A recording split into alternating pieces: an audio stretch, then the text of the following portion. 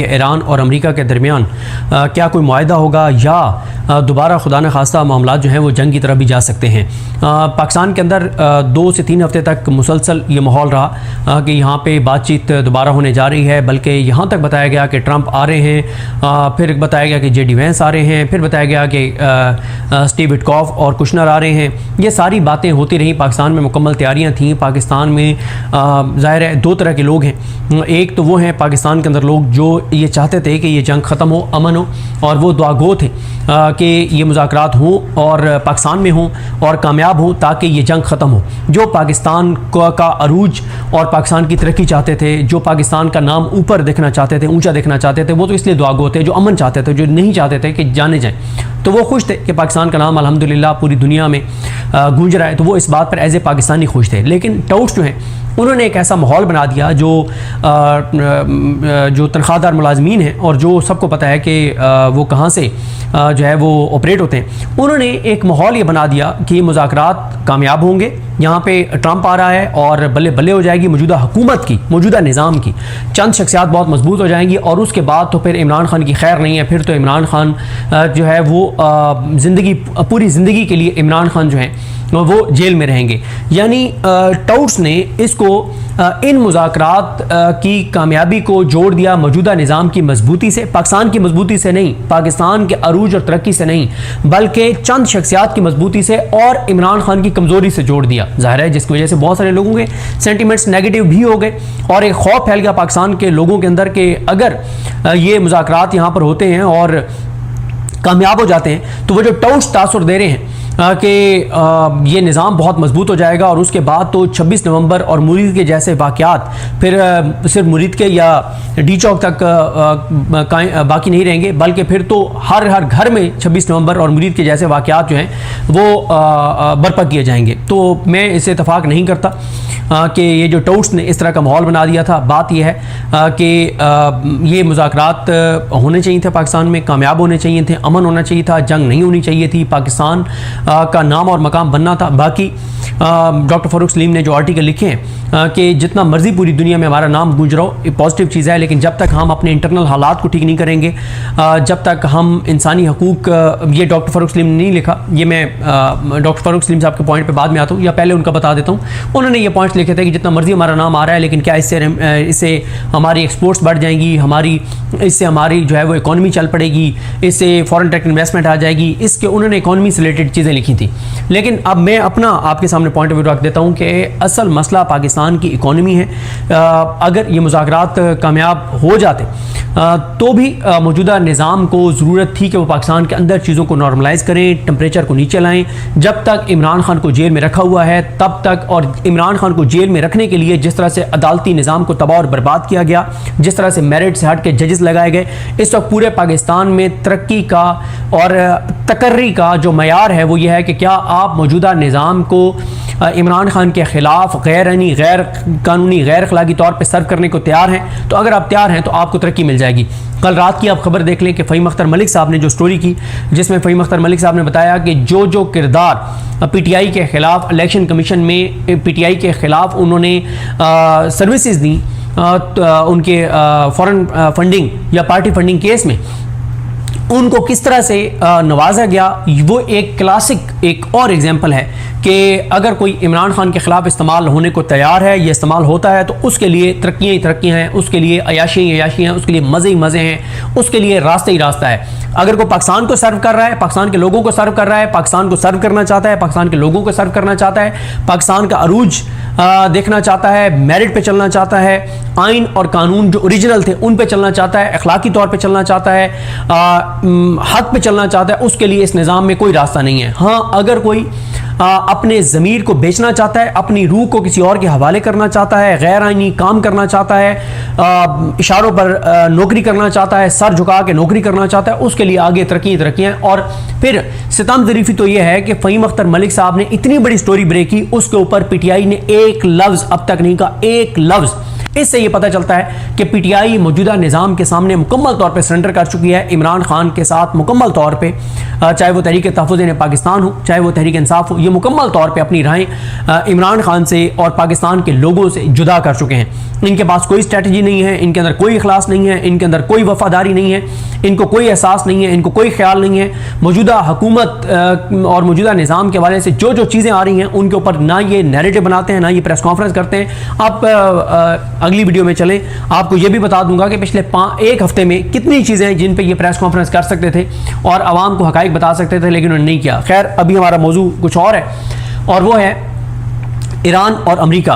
देखें इस वक्त ईरान के अंदर सूरत हाल क्या है। इस वक्त ईरान के अंदर बड़े बड़े मुजाहरे हो रहे हैं। मैं एक इंटरव्यू सुन रहा था, जो सकलैन इमाम साहब के साथ इंटरव्यू था, मैं उनका नाम बता देता हूँ, डॉक्टर राशिद नकवी साहब का सकलैन इमाम साहब के साथ जो है वो इंटरव्यू था। सकलैन इमाम साहब बहुत ही खूबसूरत प्रोग्राम्स कर रहे हैं। ईरान अमेरिका का ये जो मामला चल रहा है उसके ऊपर मैं तो उनको रेगुलर सुन रहा हूँ और इतना सीखने को मिल रहा है, क्या बात है। सकलैन इमाम साहब से मेरा कोई राब्ता नहीं है, ना ही मेरी कभी उनसे कोई मुलाकात है, लेकिन मैं पहली बार मैंने उनको सुना, शायद एक बार पहले भी मैंने उनको सुना था, वो किसी और मौजू पे सुना था, आमिर मतीन साहब के शायद प्रोग्राम में। और उसके बाद फिर मैंने जब वो सामने आए, उनका एक व्लॉग आया, मैंने देखा, तो फिर मैंने उनके तकरीबन तमाम व्लॉग्स देखे पिछले कुछ अर्से में जो उन्होंने अमेरिका ईरान के मामले पर किए हैं। तो अगर आप सर्च करेंगे सकलैन इमाम लिख के यूट्यूब के ऊपर तो आपके सामने आ जाएगा, और आप सुनेंगे तो आप ज़रूर मुझे कहेंगे कि क्या बात है। उस जिस यूट्यूब चैनल पर वो कर रहे हैं उस पर कुछ और भी प्रोग्राम्स आते हैं जो कि मैं सच्ची बात है मैंने नहीं सुने, मैंने सिर्फ सकलैन इमाम साहब को सुना है, लेकिन क्या बात है। सकलैन इमाम साहब को जो इंटरव्यू दिया राशिद नकवी साहब ने, उसमें सकलैन इमाम साहब ने उनसे पूछा कि जो लोग ईरान में इस वक्त निकल रहे हैं उनके वो बात क्या कर रहे हैं, नारे क्या लगा रहे हैं। तो उन्होंने उर्दू में बताया, उन्होंने कहा कि वो जो नारे लगा रहे हैं उसकी उर्दू में ट्रांसलेशन ये है कि सबसे बड़ा नारा जो वो लगा रहे हैं वो ये लगा रहे हैं कि ना जिल्लत कबूल ना साजिश कबूल, शहादत कबूल शहादत कबूल। मुकम्मल तौर पर ईरानी तैयार हैं, मुकम्मल तौर पर ईरानी लड़ने के लिए तैयार हैं। उनकी फोर्सेज, उनके अवाम, उनकी क़यादत सब इस वक्त लड़ने के लिए तैयार हैं। और वो बार बार ये कह रहे हैं कि हमें पता है कि अमेरिका तैयारियां कर रहा है, इंटरनेशनल मीडिया भी रिपोर्ट कर रहा है कि अमेरिका मुसलसल तैयारियां कर रहा है जंग की। तो वो कहते हैं कि हमें पता है कि जंग दोबारा होनी है, फौरन हो, कुछ अर्से बाद हो, हम मुकम्मल तौर पर तैयार हैं। एक बार भी कमजोरी ईरान ने नहीं दिखाई 8 फरवरी से लेकर आज तक। उसके बाद उन्होंने कहा कि जो वो लोग नारे लगा रहे हैं, उसका एक और उन्होंने बताया कि वहाँ के लोग ये कह रहे हैं जो निकल रहे हैं, वो कह रहे हैं अगरचे हमारे राहबर हमसे जुदा हो गए हैं लेकिन हमारे राहबर को खुदा अब भी हमारे साथ है। क्या बात है, क्या बात है, क्या बात है। अगरचे हमारे Syed Ali Khamenei supreme leader जो उनके राहबर थे जो शहीद हुए, उनके बारे में कि अगरचे हमारे राहबर हमसे जुदा हो गए हैं लेकिन हमारे राहबर का खुदा अब भी हमारे साथ है। ये होता है किसी कौम का अज़म, किसी कौम का जज्बा, किसी कौम का अल्लाह पर यकीन। तो फिर अल्लाह पर यकीन हो तो फिर गैरत भी ऐसी होती है, फिर इज़्ज़त भी ऐसी होती है, फिर मकाम भी ऐसा होता है, फिर मर्तबा भी ऐसा होता है। अच्छा, उसके बाद एक और वो उनका एक नारा है जिसका मफहूम यह है कि हमारे वालिद को कत्ल किया गया है और जिसके बाप को कत्ल कर दिया जाए फिर वो चैन से नहीं बैठा करते जब तक वो बदला ना ले लें। फिर वो ये कह रहे हैं कि बाप तो नहीं रहा, यानी सैयद अली खामनेई, बाप तो नहीं रहा लेकिन बाप की बंदूक अब भी हमारे पास मौजूद है, बाप की बंदूक अब भी हमारे हाथों में है। तो क्या बात है ईरानियों की। और इसी तरह से मैं मतलब पाकिस्तान के अंदर आप सेंटीमेंट्स देखें ना पाकिस्तानियों के कि वो कितनी सपोर्ट कर रहे हैं ईरान को। मैं एक गाड़ी के पीछे मैंने देखा कि सैयद अली खामनेई का शायद उनका एक जुमला था, उनकी एक बात थी कि उन्होंने कहा कि ये वो रास्ता है जिस रास्ते पे इमाम हुसैन जैसी हस्तियां चली गई, हम क्या चीज़ हैं। ये जज्बा है शहादत का, ये जज्बा है कुर्बानी का, कैसे आप उनको शिकस्त दे सकते हैं। हारून रशीद साहब अक्सर ये कहा करते हैं कि जब कोई आदमी मौत के खौफ से आगे गुजर जाए तो फिर वो आदमी नहीं होता, वो कोई और ही आदमी होता है। तो ईरानी मौत के खौफ से बहुत आगे गुजर गए हैं। वो जिस जुर्रत, बहादुरी और दलेरी से बात कर रहे हैं, ऐसा हमने अपनी ज़िंदगी में नहीं देखा किसी को इतनी जुर्रत और बहादुरी से, इतनी गैरत से किसी कौम को लड़ते हुए। क्या बात है।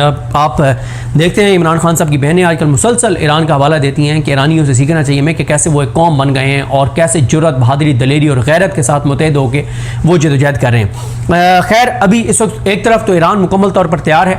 अब असल सवाल ये है कि ये जो आपने देखा कि अब्बास इराक़ची साहब जो हैं वो ओमान गए और उसके बाद वो रशिया पहुंचे हुए हैं। पुतिन के साथ उनकी मुलाकात हुई है। पुतिन ने यह भी कहा कि मुझे पिछले हफ्ते सुप्रीम लीडर जो हैं मुज्तबा खमनेई साहब, उनका की पैगाम भी मिला। आज ट्रंप भी एक मीटिंग कर रहे हैं अपनी टीम के साथ। तो देखना यह है कि अब चीज़ें कैसे आगे बढ़ती हैं, क्योंकि पाकिस्तान में तो रास्ते खुल गए हैं। इसका मतलब यह है कि अब अभी फौरी तौर पे तो पाकिस्तान में आगे कोई मुज़ाकरात नहीं होने जा रहे, और वैसे भी ट्रंप ने कह दिया कि अब टेलीफोनिकली जो है वो हमारे मुज़ाकरात जो हैं वो ईरान के साथ होंगे। अब असल जो नज़रें हैं पूरी दुनिया की वो इस चीज़ पर हैं कि आया अमेरिका अपना हुर्मुज़ खुलवाने के लिए कोई ऑपरेशन करेगा।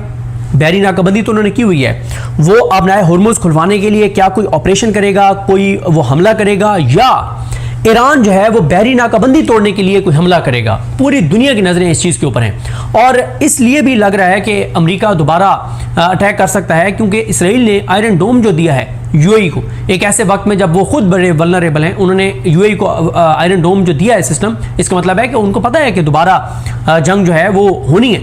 अच्छा, जंग तो दोबारा होनी है, उसकी वजह यह है कि अगर फौरन ना भी हो, 6 माह बाद हो, साल बाद हो, 2 साल बाद हो, क्योंकि हमारी एक नशिस्त हुई अल्लामा राजा नासिर अब्बास साहब के साथ, उन्होंने बड़े ज़बरदस्त तरीके से पूरा बताया कि इसराइल ने ग्रेटर इसराइल की तरफ बढ़ना ही बढ़ना है, और इसराइल के ग्रेटर इसराइल के रास्ते में अगर कोई एक मुसलमान मुल्क, सिर्फ कोई एक मुसलमान मुल्क, सिर्फ अगर कोई एक मुसलमान मुल्क रुकावट है, तो उस मुसलमान मुल्क का नाम है ईरान। बाकी कोई मुसलमान मुल्क इसराइल के ग्रेटर इसराइल बनने की राह में रुकावट नहीं है।